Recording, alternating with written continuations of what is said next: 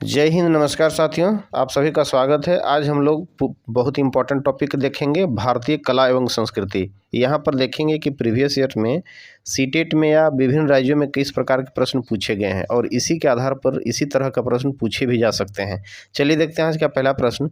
गोलकुंडा किला किसने बनवाया? ठीक है, देखिए, पल्लव राजवंश या फिर चोल राजवंश या चालुक्य राजवंश या फिर काकतीय राजवंश। तो आसान प्रश्न, इसका आंसर होगा डी, यानी हैदराबाद तेलंगाना के निकट स्थित गोलकुंडा किले का निर्माण 1143 ईस्वी में काकतीय राजवंश के शासकों द्वारा बनाया गया था। ठीक है, बनवाया गया था। 1364 ईस्वी में वारंगल नरेश प्रताप रुद्रदेव द्वितीय ने गोलकुंडा का किला बहमनी राजवंश के शासक महमूद शाह प्रथम को समर्पित किया। देखिए, इंपॉर्टेंट है, ये सब याद रखना है। इस तरह के यहाँ से भी प्रश्न पूछे जा सकते हैं। आगे देखिए, 1512 से 1687 ईस्वी तक गोलकुंडा का किला जो होता है कुतुब शाही वंश के प्रशासकीय पीठ है ना, या जो एडमिनिस्ट्रेटिव सीट था।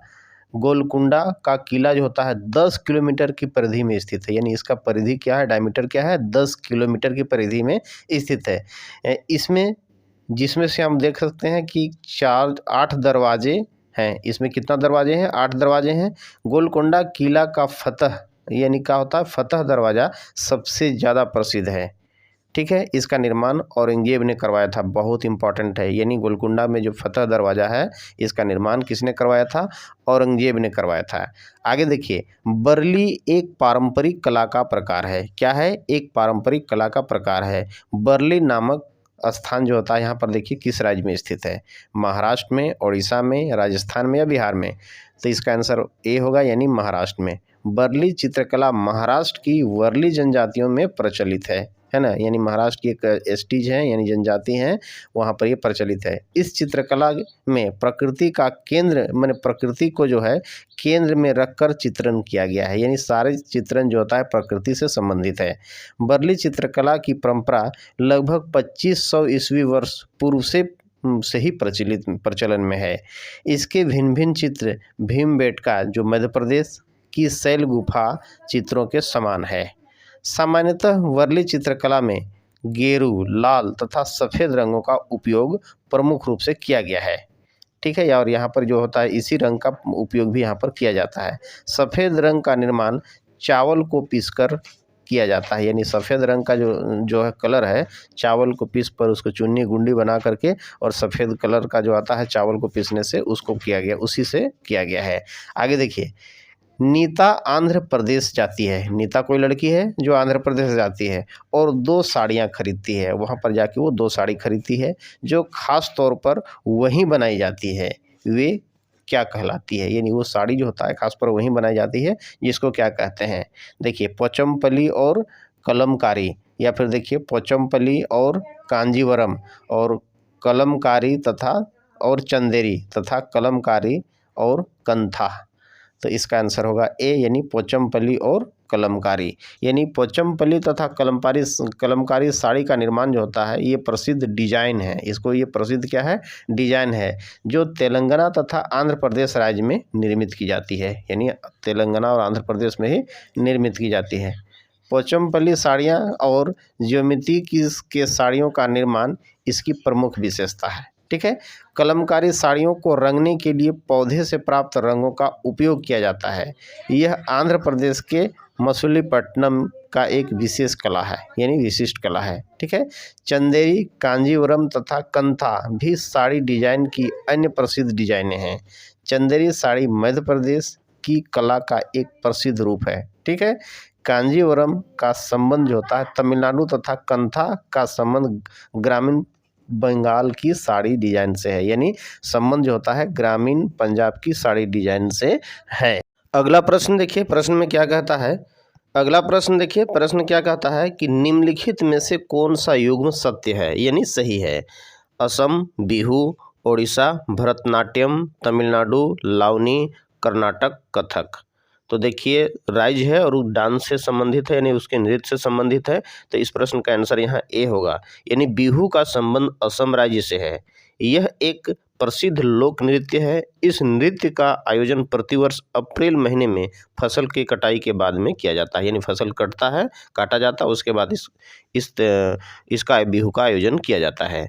आगे देखिए, भरतनाट्यम एक शास्त्रीय नृत्य है ना, जिसका संबंध तमिलनाडु राज्य से है। कहाँ से है? तमिलनाडु राज्य से है। भरतनाट्यम में शारीरिक संचालन के 64 सिद्धांतों का पालन किया जाता है, बहुत इंपॉर्टेंट है, 64 सिद्धांतों का पालन किया जाता है। कथक भारतीय शास्त्रीय नृत्यों की प्रसिद्ध शैलियों में से एक है। इसका संबंध उत्तर भारत से है। कहाँ से है? उत्तर भारत से। लावनी महाराष्ट्र का लोक नाट्य शैली है। आगे देखिए प्रश्न में, मधुबनी चित्रकला के बारे में सही कथन को चुनना है। ठीक है, यानी यहाँ पर 4 कथन दिया हुआ है, इसमें से कौन कौन सही है उसको चुनना है।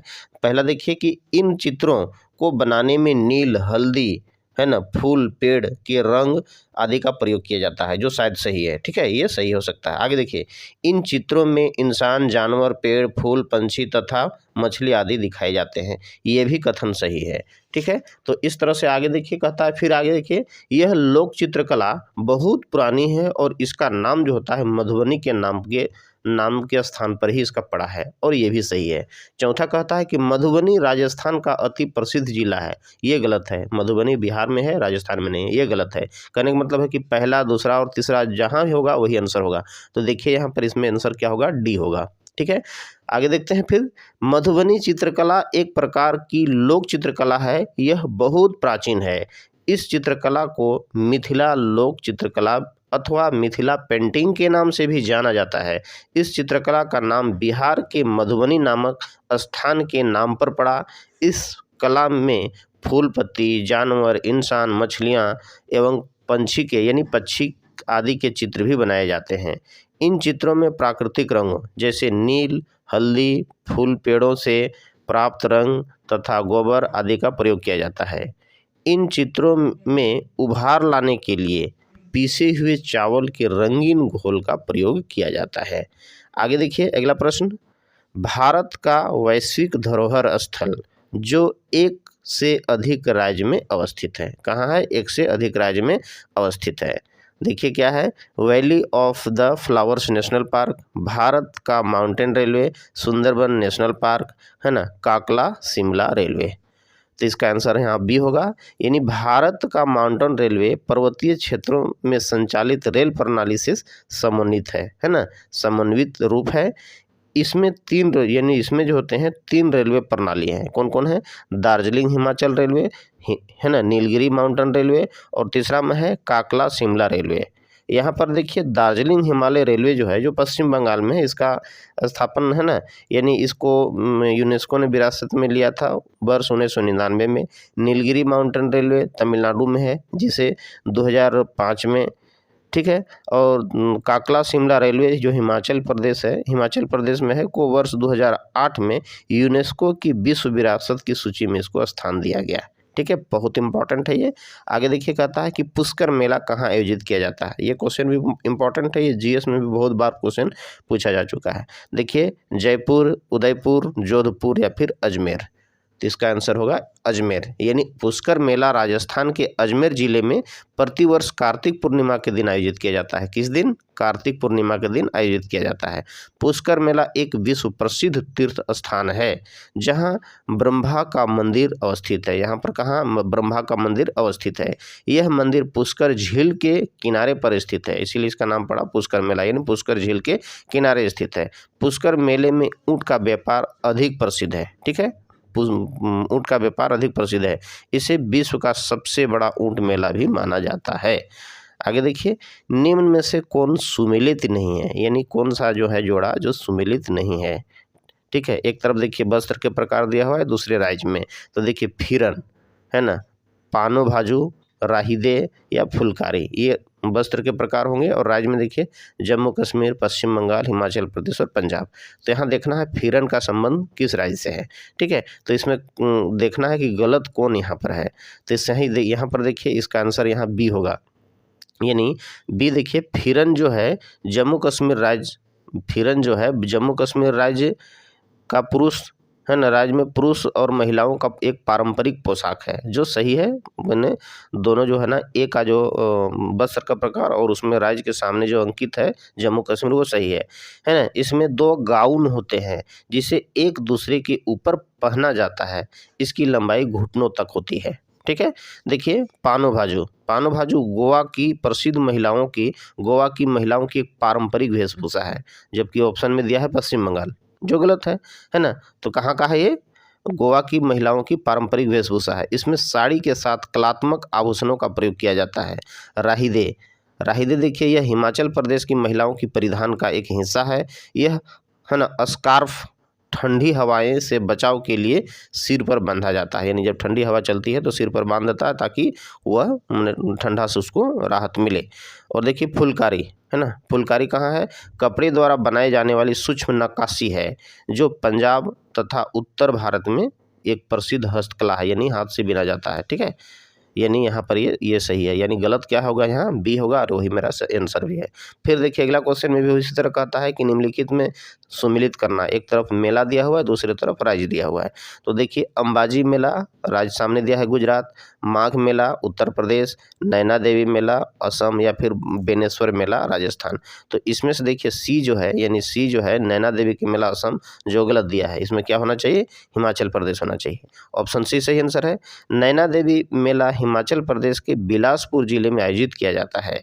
इस मेले का आयोजन चैत्र तथा आश्विन महीने के नवरात्रों में शिवालिक पर्वत में स्थित नैना देवी मंदिर प्रांगण में किया जाता है। नैना देवी का मंदिर 51 शक्तिपीठों में शामिल है।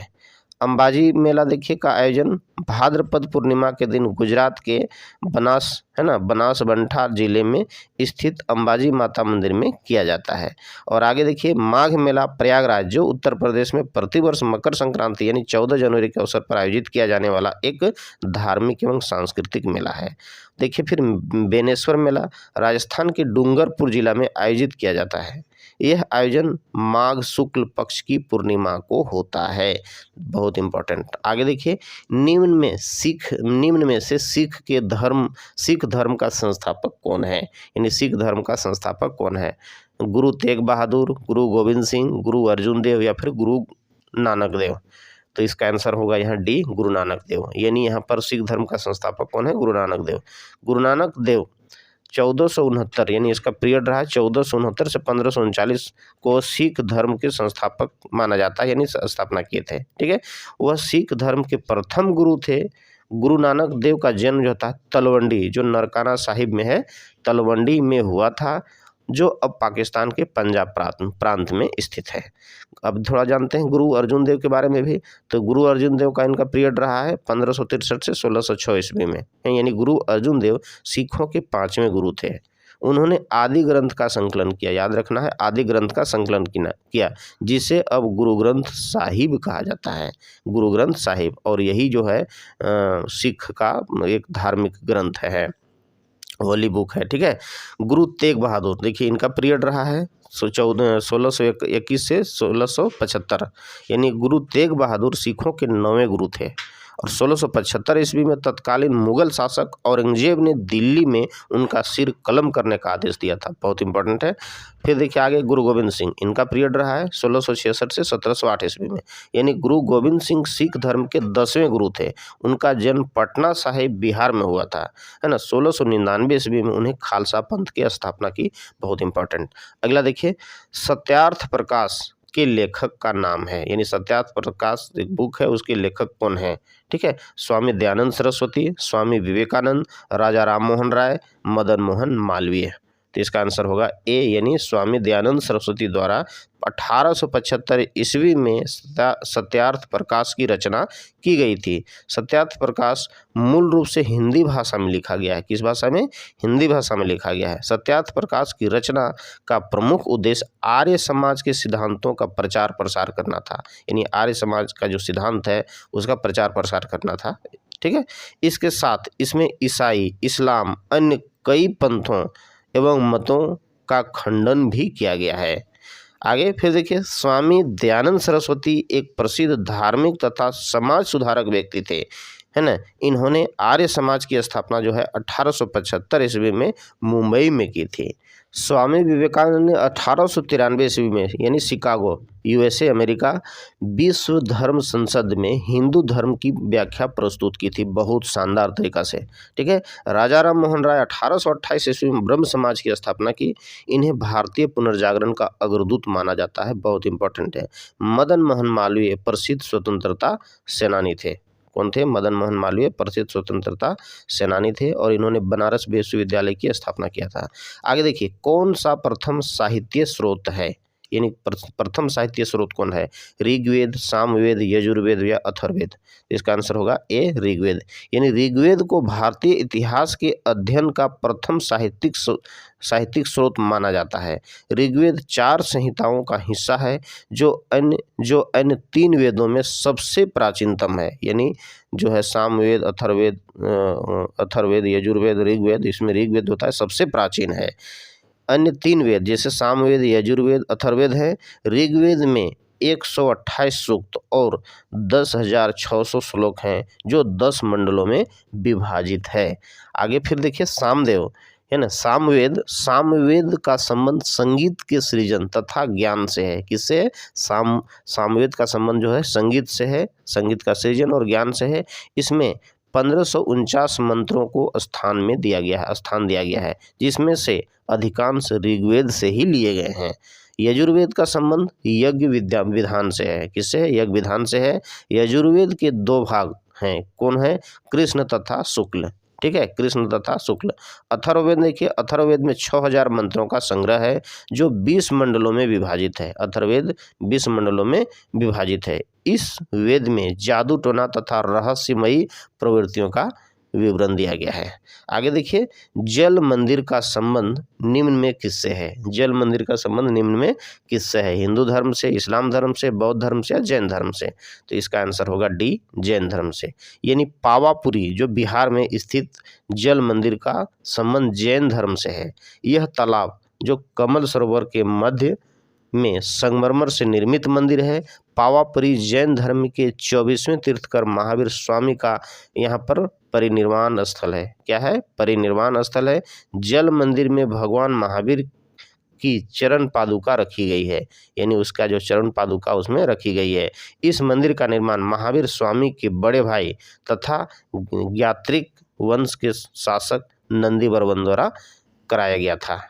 ठीक है। आगे देखिए, कोणार्क मंदिर अवस्थित है, यानी कहाँ स्थित है? आसान प्रश्न है, इंपॉर्टेंट क्वेश्चन भी है। राजस्थान में, मध्य प्रदेश में, उड़ीसा में या फिर तमिलनाडु में? तो आसान आंसर है, इसका आंसर होगा उड़ीसा में। यानी कोणार्क सूर्य मंदिर पूरी उड़ीसा के निकट स्थित है। इस मंदिर का निर्माण 1250 ईस्वी में, है ना, पूर्वी गंग शासक नरसिंह देव प्रथम के शासनकाल में करवाया गया था। यूरोपीय यात्रियों द्वारा इस मंदिर को ब्लैक पैगोडा की संज्ञा दी गई। यूनेस्को द्वारा वर्ष 1984 में इसे विश्व विरासत की सूची में स्थान दिया गया। प्रतिवर्ष फरवरी महीने में कोणार्क मंदिर के परिसर में चंद्रभागा मेला का आयोजन किया जाता है। याद रखना है, चंद्रभागा मेला का आयोजन प्रतिवर्ष फरवरी महीने में किया जाता है। देखिए, कथक किस राज्य का शास्त्रीय नृत्य है? अभी हम लोग इसको पहले भी चर्चा कर चुके हैं। उत्तर प्रदेश, केरल, आंध्र प्रदेश या फिर तमिलनाडु? तो इसका आंसर होगा ए, उत्तर प्रदेश। यानी कथक जो होता है 8 शास्त्रीय नृत्य शैलियों में शामिल एक प्रसिद्ध नृत्य है। यह उत्तर प्रदेश में प्रचलित नृत्य शैली है जिसे अवध प्रांत के नवाबों ने प्रोत्साहन दिया था। यानी अवध प्रांत के नवाब ने इसको प्रोत्साहन प्रदान किया। आगे देखिए, केरल का शास्त्रीय नृत्य मोहिनी अट्टम तथा कथकली है। आंध्र प्रदेश में कुचिपुड़ी तथा तमिलनाडु में भरतनाट्यम शास्त्रीय नृत्य शैलियों में प्रचलित है। आगे अगला प्रश्न देखिए, विजय स्तंभ किसने बनवाया? इंपॉर्टेंट क्वेश्चन है। विजय स्तंभ को किसने बनाया? महाराणा कुंभा, महाराणा सांगा, महाराणा प्रताप या फिर महाराज जय सिंह?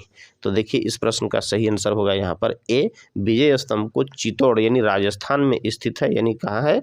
विजय स्तंभ चित्तौड़ राजस्थान में स्थित है। इस स्तंभ का निर्माण मेवाड़ के शासक महाराणा कुंभा द्वारा 1448 ईस्वी में करवाया गया। महाराणा कुंभा ने गुजरात तथा मालवा विजय की स्मृति में, याद रखना है, गुजरात तथा मालवा विजय के याद में, ठीक है, चित्तौड़ किले चित्तौड़ में यानी चित्तौड़ किले में विजय स्तंभ का निर्माण करवाया। विजय स्तंभ भगवान विष्णु को समर्पित है, बहुत इंपॉर्टेंट है, यानी विजय स्तंभ जो है भगवान विष्णु को समर्पित है। इस स्तंभ की ऊंचाई ये भी याद रखना है 37.19 मीटर है तथा इसमें 18 तल निर्मित हैं। कितने? 18 तल निर्मित हैं। विजय स्तंभ के अतिरिक्त चित्तौड़ के किले में कीर्ति स्तंभ भी स्थित है। कीर्ति स्तंभ भी स्थित है। इसका निर्माण जैन व्यापारी रावल ने 12वीं शताब्दी में करवाया था। अगला प्रश्न देखिए, गणगौर का त्यौहार मनाया जाता है, कहाँ मनाया जाता है? चैत्र शुक्ल तीज को या फिर श्रावण शुक्ल तीज को या फिर भाद्र कृष्ण पक्ष अष्टमी को या चैत्र शुक्ल नवमी को? तो इसका आंसर ए होगा, यानी चैत्र शुक्ल तीज को। राजस्थान में गणगौर का आयोजन चैत्र माह की शुक्ल पक्ष तीज को यानी तृतीया को किया जाता है। इस त्यौहार में महिलाएं भगवान शंकर तथा माता पार्वती की पूजा अर्चना करती है। गणगौर आस्था, प्रेम एवं पारिवारिक सौहार्द का महत्वपूर्ण उत्सव है, त्यौहार है। इस त्यौहार में गौर गोमती लोकगीतों का गायन भी किया जाता है। राजस्थान के कई क्षेत्रों में गणगौर पूजन वैवाहिक रस्म के रूप में भी प्रचलित है। ठीक है, आगे देखिए, विश्नोई संप्रदाय स्थापित किया गया था। विश्नोई संप्रदाय स्थापित किया गया था किसके द्वारा? है ना, B.R. अम्बेडकर के द्वारा, भजन लाल के द्वारा या गुरु जम्बेश्वर के द्वारा या फिर जोधपुर के राजा के द्वारा? तो इसका आंसर होगा गुरु जम्बेश्वर के द्वारा। यानी विश्नोई संप्रदाय की स्थापना का श्रेय जो होता है गुरु जम्बेश्वर को दिया जाता है। गुरु जम्बेश्वर यानी 1451 से 1536 ईस्वी उसका काल रहा है, पीरियड रहा है, में 18 इसमें से होता है 1485 ईस्वी में, है ना, समराथल घेरे में इस संप्रदाय की नींव रखी थी। कहाँ पर रखी थी? समराथल घोरे में इस संप्रदाय की नींव रखी। इस संप्रदाय के अनुयायी गुरु जो थे जम्बेश्वर जी के 29 सिद्धांतों का पालन करते हैं। यानी जो इसमें रखा गया, इसके जो अनुयायी गुरु जो हैं यानी जम्बेश्वर जी के 29 सिद्धांतों का पालन करते हैं, जिसमें अहिंसा का पालन का जो होता है सबसे ज़्यादा महत्व है, यानी सबसे महत्वपूर्ण है।